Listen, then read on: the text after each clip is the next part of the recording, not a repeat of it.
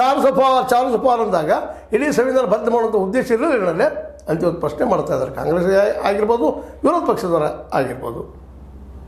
ಅದಕ್ಕೆ ಇವತ್ತು ಇವೆಲ್ಲ ಚರ್ಚೆಗಳು ಸುರುವ ಸಂದರ್ಭದಲ್ಲಿ ಧನ್ಕರ್ ಅವರು ಮಾತಾಡುವಂಥ ಮಾತುಗಳು ಇವು ಸರಿನಾ ಅನ್ನುವಂಥದ್ದು. ಈ ನೆಲೆಯಲ್ಲಿ ಅವರು ಮತ್ತು ಟೀಕಾ ಮಾಡ್ತಾ ಇದ್ದಾರೆ. ಈಚಿನ ತೀರ್ಪೊಂದರಲ್ಲಿ ರಾಷ್ಟ್ರಪತಿಯವರಿಗೆ ಒಂದು ನಿರ್ದೇಶನ ಇದೆ.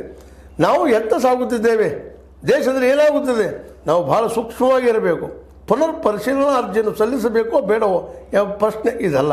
ಈ ಬಗೆಯ ಪ್ರಜಾತಂತ್ರವನ್ನು ನಾವು ಯಾವತ್ತೂ ಬಯಸಲಿಲ್ಲ ಅಂತ ಹೇಳ್ತಾ ಇದ್ದಾರೆ ನಮ್ಮ ಧನ್ಕರ್ ಅವರು. ರಾಷ್ಟ್ರಪತಿ ಸ್ಥಾನವು ಬಹಳ ಉನ್ನತವಾದದ್ದು. ಹೌದು ದೊಡ್ಡದ, ಅತಿ ಉನ್ನತ, ಯಾರಿಲ್ಲ ಅಂತ ಹೇಳಿದರು. ರಾಷ್ಟ್ರಪತಿಯವರು ಸಂವಿಧಾನವನ್ನು ರಕ್ಷಿಸಲು ಪ್ರತಿಜ್ಞೆ ಸ್ವೀಕರಿಸಿರುತ್ತಾರೆ. ರಕ್ಷಿಸಬೇಕಾದನ್ನು ಅದರ ಕರ್ತವ್ಯ, ಅಡ್ಡಿಲ್ಲ, ಸರಿ ಅದ. ಸಚಿವರು, ಉಪರಾಷ್ಟ್ರಪತಿ, ಸಂಸದರು, ನ್ಯಾಯಮೂರ್ತಿಗಳು ಸಂವಿಧಾನಕ್ಕೆ ಅನುಗುಣವಾಗಿ ನಡೆದುಕೊಳ್ಳುವ ಪ್ರತಿಜ್ಞೆ ಸ್ವೀಕರಿಸುತ್ತಾರೆ.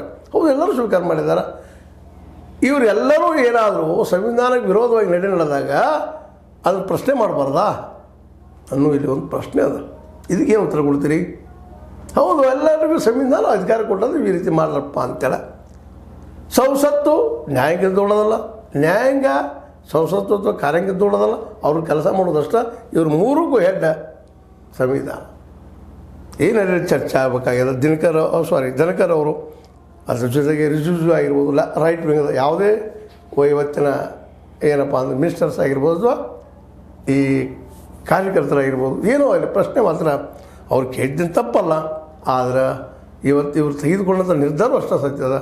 ಯಾಕ್ರಿ ಮತ್ತು ಅದೇ ಕಾಲಕ್ಕೆ ಹೌದು ಇವರ ಕೊನೆಯದಾಗಿ ಹೇಳುವಂಥ ಮಾತು ಏನಪ್ಪ ಅಂತಂದರೆ, ಆ ನ್ಯಾಯಾಧೀಶರ ಮೇಲೆ ಸಿಕ್ಕಂಥ ನೋಟುಗಳು ಯಾರು ಏನು ಎಂದು FIR ಯಾಕಾಗಿಲ್ಲ, ಇದಕ್ಕೆ ಉತ್ತರ ಕೊಡಬೇಕಾಗಿದೆ. ಯಾಕೆ ಕಾನೂನದಲ್ಲ, ಕಾನೂನಿಗಿಂತ ದೊಡ್ಡವ್ರು ಯಾರೂ ಅಲ್ಲ, ಕಾನೂನಿನ ಅನ್ನೋದನ್ನು ನಾವು ಒಪ್ಪಬೇಕಾಗದ.